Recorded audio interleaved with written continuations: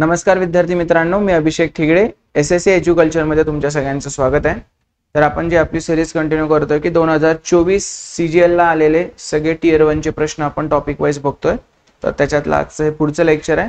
टॉपिकचं नाव आहे पार्टनरशिप। दोनच प्रश्न पडले होते, ते दोन प्रश्न आपण घ्यायचे। त्याच्यात एक 5 मिनिटाचं लेक्चर असेल हे, पण जसं आहे तसं आहे, जेवढे आहेत तेवढे सगळे प्रश्न मी घेतोय। तुम्ही आधीचे दोन्ही लेक्चर बघा, आपल्या ॲव्हरेजचं बघा, रेशोचं बघा आणि सगळ्यात पहिल्यांदा फॉर्म भरा। 3 फॉर्म आहेत तुमच्याकडे सध्या आता, सिलेक्शन फेज, सीजीएल आणि सीएचएचएल सुद्धा। हे तिन्ही फॉर्म भरा। सेम सिलेबस आहे आणि सेम सगळं पॅटर्न सेम, सगळं सेम। तुम्हाला जाऊन फक्त चान्स मिळतात वेगवेगळ्या परीक्षा देऊन स्वतःला प्रूव्ह करायचे चान्स मिळतात। आणि याची जी लिहिलेली पीडीएफ असते ती आपण एसएससी एज्युकल्चर या आपल्या टेलिग्राम चॅनलवर देत असतो। इथं आहे एसएससी एज्युकल्चर या आपल्या टेलिग्राम चॅनलवर। आणि तुम्हाला काही डाऊट असतील तर तुम्ही मला या नंबरवर कॉन्टॅक्ट करून विचारू शकता। एसएससीच्या बाबतीत, फॉर्म भरायच्या बाबतीत किंवा अभ्यास करायच्या बाबतीत जे काय असेल ते तुम्ही मला याच्यावर भरा आणि आपल्या चॅनलला सबस्क्राइब करून ठेवा, या तुम्हाला वेगवेगळे अपडेट्स मिळत राहतील।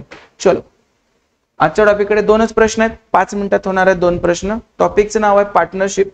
पार्टनरशिप म्हणजे काय? 2-3 जण बिझनेस सुरू करतात, मग at the end of the year 2 year त्यांना एक प्रॉफिट होतो। तर तो प्रॉफिट कसा वाटला जाईल? तर तो प्रॉफिट नेहमी इन्व्हेस्टमेंट आणि टाइम या दोन्हीच्या धर्तीवर वाटला जातो। म्हणजे प्रॉफिटचा रेशो जो असतो इन्व्हेस्टमेंट इनटू टाइम, दोन्हीचा उपयोग करूनच आपल्याला काढायला लागतो। फक्त एखाद्यानं जास्त रक्कम दिली म्हणून त्याला जास्त प्रॉफिट आणि कमी दिली म्हणून कमी असं नसतं। एखाद्यानं 10 लाख रुपये दिले आणि दुसऱ्या दिवशी मागितले रिटर्न, तर त्याला काही जास्त प्रॉफिट देणार का तुम्ही? नाही। तर ते दोन्हीवर डिपेंड आहे, इन्व्हेस्टमेंटवर पण आणि किती वेळ पैसे तो बिझनेस मध्ये ठेवतोय त्याच्यावर सुद्धा ते डिपेंड आहे। तर याच्यावरच आपल्याला हा प्रश्न सोडवायचा आहे। A, B and C invested money in a business such that 2 times A's share is equal to 4 times B's share and 6 times C's share. Okay, ABC चा आपण रेशो काढू सरळ। काय असतं, आपण हे असं असेल तर काय करतो, त्यांचा एलसीएम घेतो। किती आहे? 12, 12/2 6, 12/4 3 आणि 12/6 2।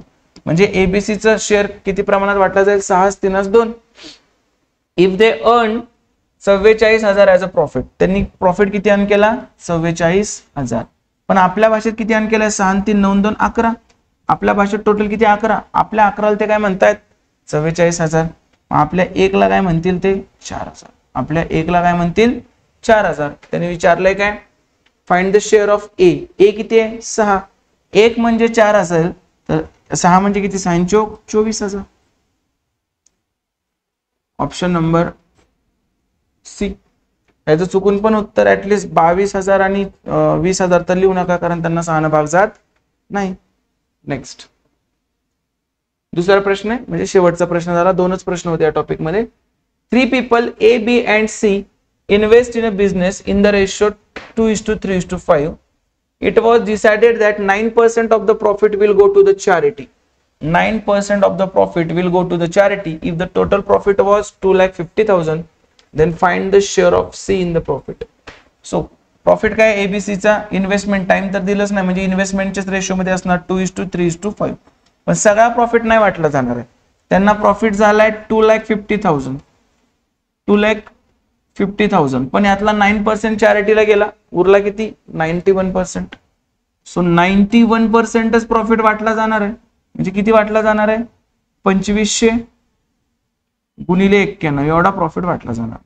आता आपल्या भाषेत टोटल प्रॉफिट किती झालाय? 5 आणि 3 8 आणि 2 10।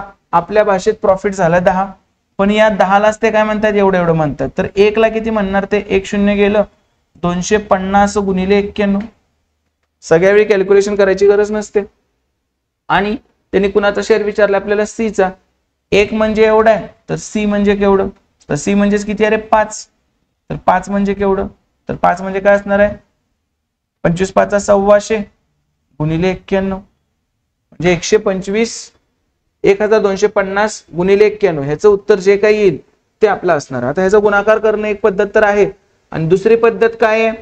13 7 91 असतं, ह्याच्यात ज्याला 13 ना भाग जातो ते उत्तर असतंय। पण तुम्हाला गुणाकार करायचा आहे तर गुणाकार करू शकतो आपण। 125 गुणिले 91, पुढे 1 0 देऊन टाकू आपण नंतर। हे किती येणार? 1 2 5, 1 2 5, 9 5 45, 9 9 18 4 22, 9 1 9 2 11। तर 5 7 3 11 आणि 0 म्हणजे काय झालं 1,13,750 ऑप्शन नंबर बी 1,13,750 नेहमीप्रमाणेच केलंय आपला आणि त्यांचं वापरून फक्त पूर्ण उत्तर आपण काढलेली नाही ठीक आहे तर हे दोनच प्रश्न होते पार्टनरशिपचे त्यामुळे हा छोटासाच व्हिडिओ बनला 5-7 मिनिटाचा तुम्हाला हे सगळे पीडीएफ वगैरे सगळं पाहिजे असेल तर एसएससी एज्युकल्चर या आपल्या चॅनलवर टेलिग्रामच्या तुम्हाला याच्या लिहिलेल्या सगळ्या पीडीएफ मिळून जातील तुम्हाला काही डाऊट आले तर तुम्ही मला या नंबरवर कॉन्टॅक्ट करू शकता आजच्या पुरता आपण इथं थांबतोय thank you so much all the very best